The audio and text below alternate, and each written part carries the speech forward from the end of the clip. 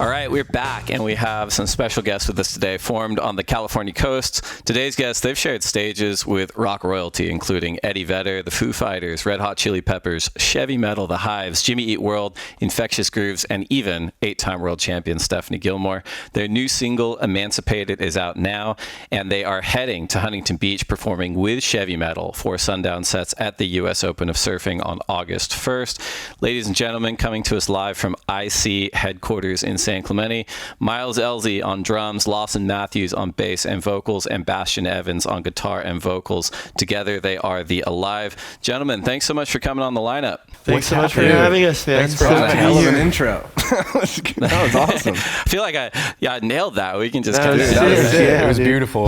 Beautiful. So I mentioned you guys are coming to us from ICHQ in San Clemente. Describe that for the listeners out there. What's that place like? Oh, dude, it's so much fun. I mean, dreamland. They're probably going to see what's behind me. It's a great environment to be in. Yeah, we're all wearing some sunnies right now, actually. But yeah, super stoked. They're really, really great to us. And yeah, no complaints. This place is awesome. Had to do it from here. Yeah. Yeah, super cool sunglasses. Joey, I first met Joey at the U.S. Open probably like 20 years ago at this point. So that guy's kind of a core legend. And shout out to Joey Santley. We appreciate you at IC. Yeah, thanks for letting us use this awesome, rad spot. Yeah, it's great.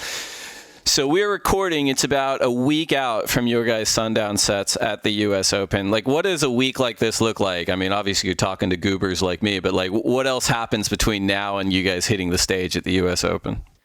Some rehearsing. Lots of rehearsing. Yeah. And we're working on some new songs, and we're just tightening those up to hopefully play a good amount of them live at the show.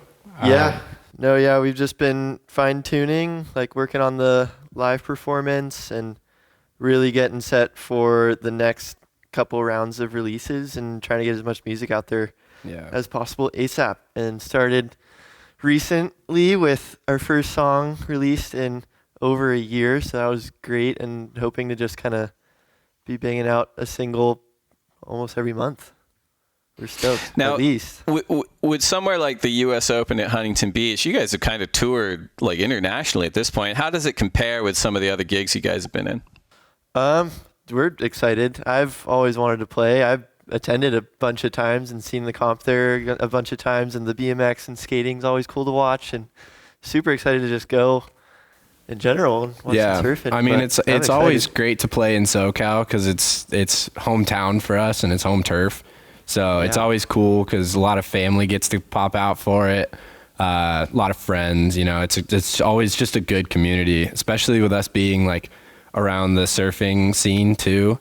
It's definitely like a good vibe for us. So. Yeah. We get excited to play any show.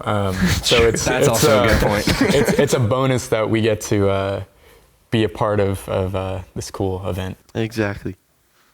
And you guys fucking rock too. I just have to put that out there. Like, I'm 42. I'm like a young 42 though, but like, just listening to you guys over the course of the last week, like a little bit of Velvet Revolver, Queens of the Stone Age, like Stone Temple Pilots. Hopefully I'm not saying anyone that's offending you directly, but like this is like proper rock and roll music. And I guess maybe just talk a little bit about that. Like, are those influences fair? Like, if not, who are some of your other ones? Absolutely. I would say those are definitely fair. I mean, it's also a thing like, I think the thing that is cool for all of us is we all kind of bring something a little bit different to the table, even though we can all agree on like a lot of big major influences for this kind of stuff. Like Queens of the Stone Age for sure. Stone Temple Pilots is a pretty big one. For like Miles and stuff, he listens to like a lot of Suicidal Tendencies. You know, he's playing with a band called Grandson every once in a while on tour, and I think that's really cool. Bastian listens to a lot of like Bad Brains, Soundgarden, Nirvana, like a lot of grunge stuff. Chains. Yeah, lots of grunge. And I am a huge Rush fan, and I bring, you know, some like progginess, like Rush, Yes. Yeah, it's a great mix, actually. Like it's all over the place, but when it comes together, it's like this organized chaos kind of thing. And it can definitely be really cool and sound huge. So Now, you guys are all pretty young, and all those bands that you just listed, they're not older, but they probably were rock bands at a different time, a different era. Like, and I'm sure you guys are students of all those musicians and artists and their lives on and off tour. But, you know, how is touring for you compared to the idea of touring, or maybe what you guys thought it would be like? It's pretty much exactly what I thought. I mean, I didn't have a great, like sugar-coated idea of it. I'd heard all the stories and how grindy it is. And I mean, especially when you're first starting out, like it's basically only going to get better, hopefully. But you just, got to have a pretty decent mindset that you're going to be put through the ringer most likely, especially the first couple. Definitely, like when we did our first like actual setup tour, we were playing with a band called Sitting on Stacy, who was called Sitting on at the time.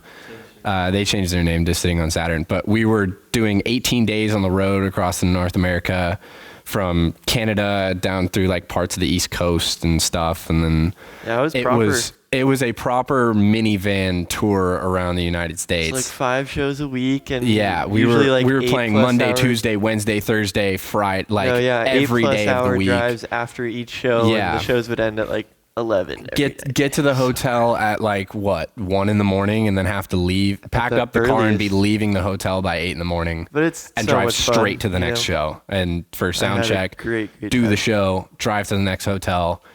Then that's exactly how I thought it was going to be. Yeah, and it gets tiring towards the end for sure. Yeah. But like for a band like us, I think all we've ever really wanted is to tour, and so to finally be able to say we've done a tour, sitting in a minivan for 8 hours has never sounded so good. Yeah, for sure. Every it's day, definitely like a big After thing. the first like 10 days, you're like, ooh. A big thing for us too is Miles mentioned it a lot while we were on tour, was like the fatigue of not practicing all the time. Like the only time we get to like rehearse really is at sound check, or in a green room, or even in like a hotel room or something, if we really feel like out of it. Like we kind of just have to like push ourselves through the show and kind of hope for the best. But because rehearsing is like a big part of what makes that show so tight and so nice. Yeah, I mean, usually we'll have like weekend tours where we have plenty of time to rehearse and warm up before the gig. But yeah, that definitely sheds some light. We've done a couple other like small runs like that in the UK and in Chile, but not like that long and redundant, like a show every night. But yeah, it gets gnarly for sure. Well, in the van tour, it's like a rite of passage, right, for rock and rollers. No, I imagine 100%. too, like that experience has probably colored some of the music we're hearing now in Emancipated and other tracks, right? 100%. And it was really cool to see that firsthand. But yeah, Lawson pointed out a great point that was one of the things that I did not expect, that somehow, even though we were playing every night, we felt less rehearsed than we did not playing every night. And like you get more like tired throughout the tour because you're not practicing every day. You're not keeping up your stamina. Yeah, instead you're just stuck in the car. You're stuck in the car. Eating on budget too. Yeah, eating gas station nachos every once in a while. Hot dogs and chips and... You guys don't have like a show writer? It's like, I need like a gallon tub of just green M&Ms and like, you know. I mean, maybe one day. That. Maybe one day. No, we do. It's Next just, tour. Yeah, most of these smaller venues don't really offer or honor that stuff. Yeah. Well, now you guys are sharing the bill with Chevy Metal, right? And that is a band that brings serious rock lineage, with Shane Hawkins, the son of the late and legendary Taylor Hawkins of the Foo Fighters. And I understand that Shane subs in and drums as well. Like, how did that relationship with Chevy Metal start for you guys, and how does it feel to be sharing the stage with them at the US Open this week? Feels amazing, first off. And yeah, just been friends with Shane for years, since we were like, I was probably around 13. He was like around 11 or something. But we've just been homies and had a bunch of friends in common over the years. And our dads graduated together actually in Laguna Beach. So that's probably how we first got in contact. But just, been hanging out, love jamming. Taylor was always really cool, and always had me come up and play with Chevy whenever they were playing in the area. And yeah, just kind of stemmed from that, and always a great time, just always a bunch of laughs and a bunch of fun. Yeah. Been jamming a ton. But yeah, I mean, he'll just sub in. Like Lawson said, Miles has been on tour with Grandson a bunch, and he's playing this weekend with Horror at the Warped Tour.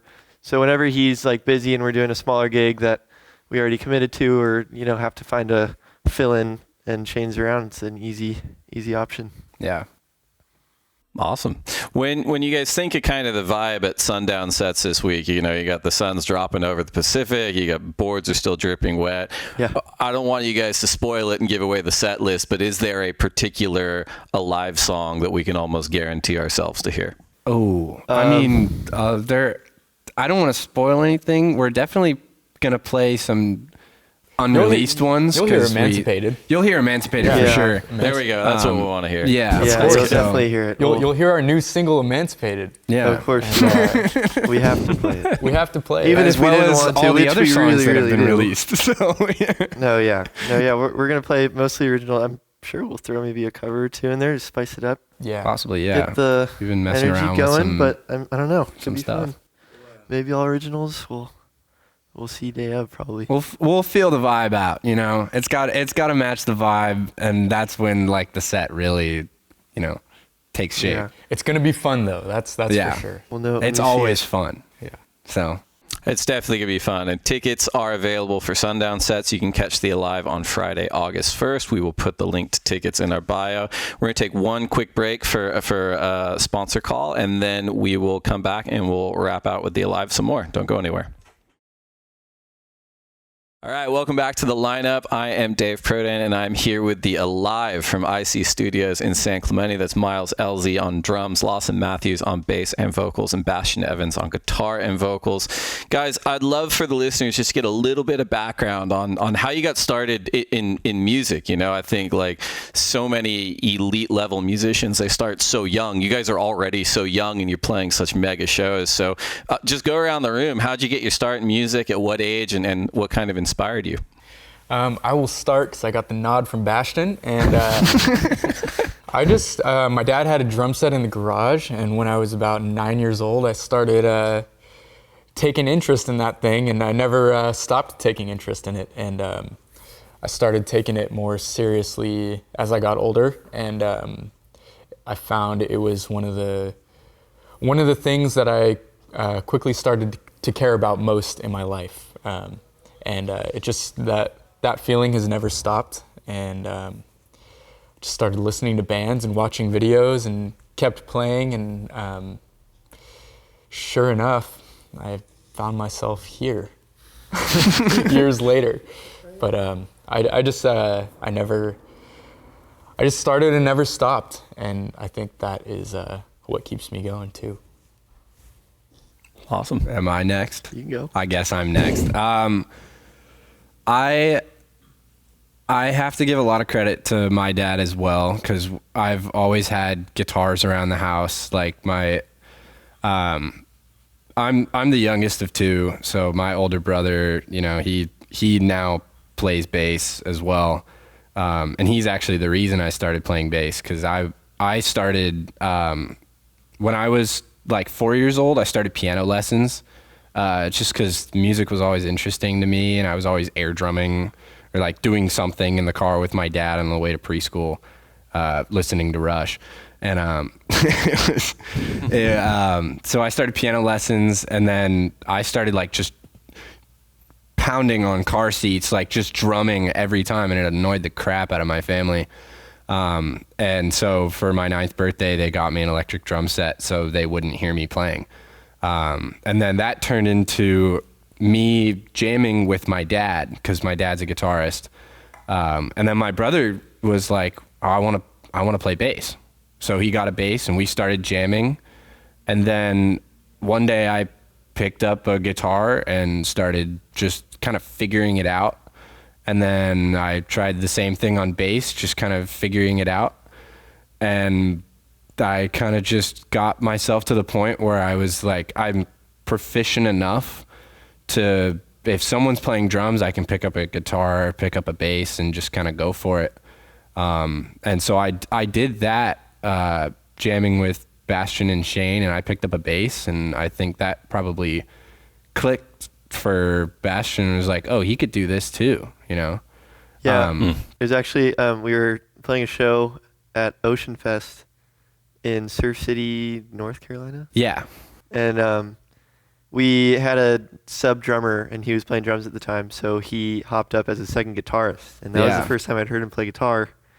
And that's when I was like, oh, you could definitely do bass. So I've kind of just been able to move around the room on different instruments, but when they found Miles, and I got a call one day, I moved out to Arizona for college for a semester, and I get a call. I was like, hey, we found this guy. And I was like, I know, I've seen the videos. And I was like, shit, I think I just lost my job, you know? And he was like, but I want you to play bass and do backing vocals. I was like, I can do that. You know, I met this guy, and it seemed like we both were on the same page. I mean, yeah, definitely. It seemed like the obvious thing to do. It was also like, even being a drummer and stuff, I've always wanted to be up on stage and being like moving around, and you can't really do that as a drummer. Not at all. So I'm very thankful for this opportunity to kind of switch up a little bit. And also I get to watch one of my favorite drummers every day. Stop it.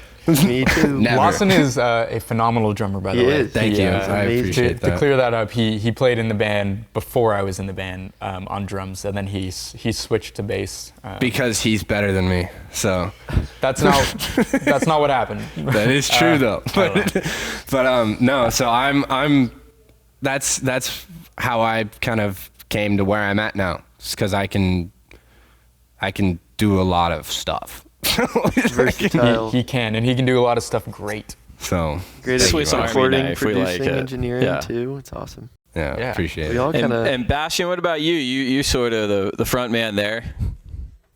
What was that? Oh, sorry. I had started out playing piano. There was always a piano in my house, and I would listen to these songs, and they get stuck in my head so much that I had to let it out. And this was when I was like 3 years old, and I just remember needing to like figure it out on piano. There's a bunch of like MGMT stuff, like what's that one song? It's like their biggest song. I forget what it's called, but that was like the first song. Electric Fields and Kids and all that. Yeah, that one. That was the first ever thing I like did music. Like I remember that clear as day. And I also like messed around with some ukulele.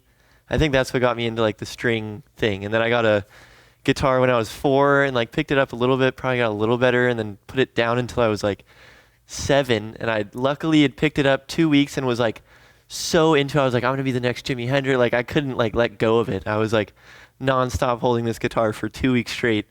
Luckily, right before my soon-to-be bandmate of our first band, like called the Helmets, just randomly came by the house with his dad, because our dads were talking about some trip stuff for like some business. They were doing some work together with Billabong.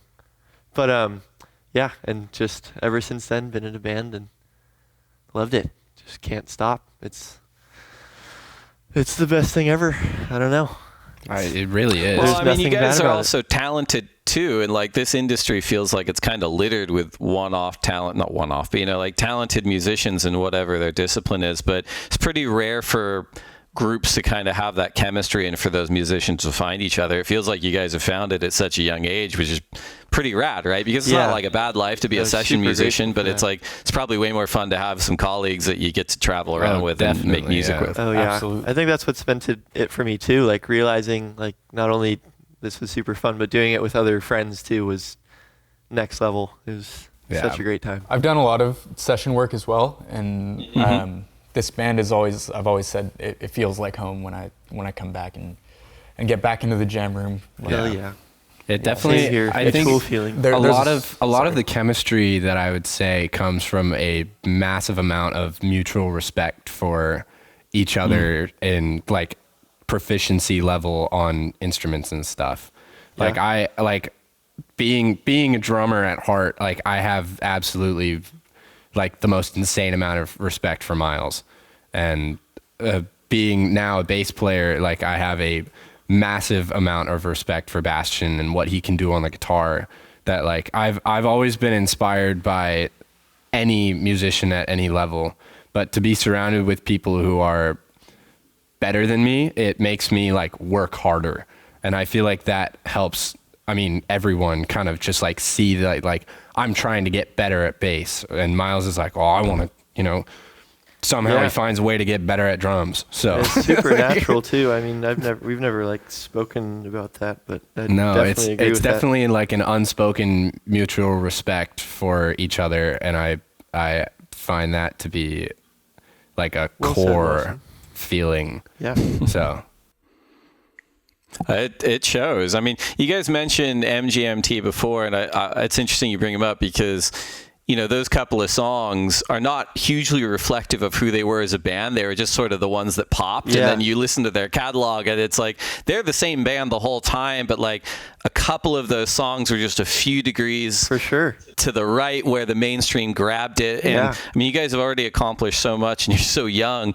Do you even have like an ethos in terms of like, oh, we want to be as big as possible, or we're just going to play the music we want to play? And if, mainstream communities come to us, that's fine. I'm curious if you guys have put any thought into that. Definitely haven't been trying to force it at all. Not at all. Been taking it, as slow. We're just like writing right now is like the main thing, and seeing where that goes naturally, but still like putting a lot of hard work into it and hours. And I mean, we'd want to, see how far this goes. Basically, I mean, that's all I've ever, wanted to do, and it's so much fun. And I definitely feel like a big driving force for us is the fact of having fun, like that really is something that, there's nothing that could make me stop doing this. No, like it's so much fun. And I think that's the thing that really keeps us going is we all just love doing this, but it's also like we just have fun, like together on stage or in the rehearsal room. Like it's always like there's always a smile on our faces and stuff. And I think that's really the thing that we're focused on. And if that can translate to an audience, then cool. But I want to have fun on stage and I want that to show. So. But yes, we dream about playing massive stages and doing big tours, absolutely, just as much as any other band. If you don't mind, I do have a question for these guys, and I have an answer. I don't know if I've ever asked you guys this. What is your guys' dream venue to play? Like Wembley. All-time end goal dream venue? Wembley Stadium. Wembley. There's just been too many great shows. Yeah, that's true. What about you, Miles? I don't know. I don't want to jinx it. I know, same. It's definitely the same. I'm happy to play any show where the people get into it. It's Wembley also. Yeah. Well, even it's interesting, right? Like I got that Dan Ozzie book, Sellout, about like 90s punk rock and the post Nirvana era where all the mainstream labels were like, oh my God, we got to find the next Nirvana. And how odd it was at the time looking back, because it's like selling out was like this real taboo thing. And the through line, whether it was sort of rock and roll, punk rock, hip hop artists or whatever, they're like, what are you talking about? I'm not selling out. I'm going to do the music I want. And if it's on a bigger label or if I'm in a bigger stadium, just more people get to hear it. So what's the problem? And I really think that seems to be the consensus now across like most musical genres. It sounds like you guys are in a similar place. Yeah, I mean, another huge reason why I feel like I'd have so much motivation to do this, and specifically for the genre and types of songs that we've been writing more recently especially, is because I truly don't feel like I've found similar stuff or something like it, because then I really want to like hear. So I mean, I love Nirvana, I love Soundgarden and Black Sabbath, Bad Brains, like all those bands that we listed earlier, and I just don't hear great new stuff that's like similar, or I don't know. I definitely agree. Music, what I'm trying to describe is what I want to hear, basically. Yeah, because it's so.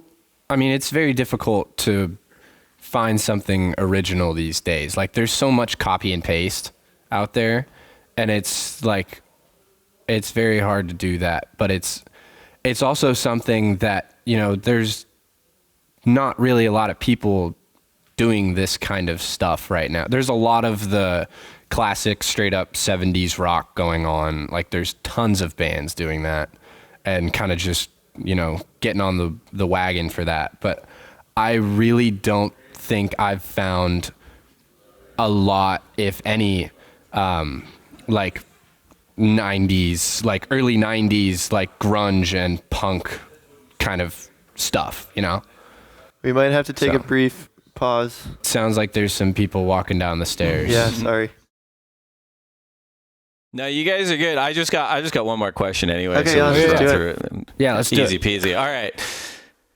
So this podcast is coming out. You guys have been great. Again, I'll probably just bend your ear on music when we're offline anyway, because I want to talk about this stuff. But for the Lineup podcast listeners out there, I'm going to go around the room one more time.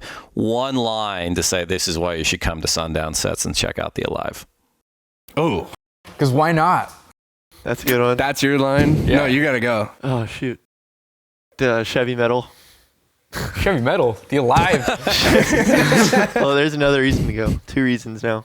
Third reason, it's going to be an absolute blast. It's going to be so much fun. Like, it's Good amount of reasons right it's there. never not going to be a good vibe. Like, it's always going to be a good time. It's always going to be fun. That was a couple more than one line, but you know. Hey, you know what? You sold me and you sold the listeners. So, guys, it was really nice talking to you. Again, everyone, get your tickets for the Alive and Chevy Metal. It's on August 1st for Sundown Sets at the U.S. Open of Serving, and stay up to date on all things Alive at thealive.net. Guys, love the music. Can't wait to see you live. Thanks so Thank you much, so man. much for having us. Thank you. So stoked. Thank you. Bye. Peace.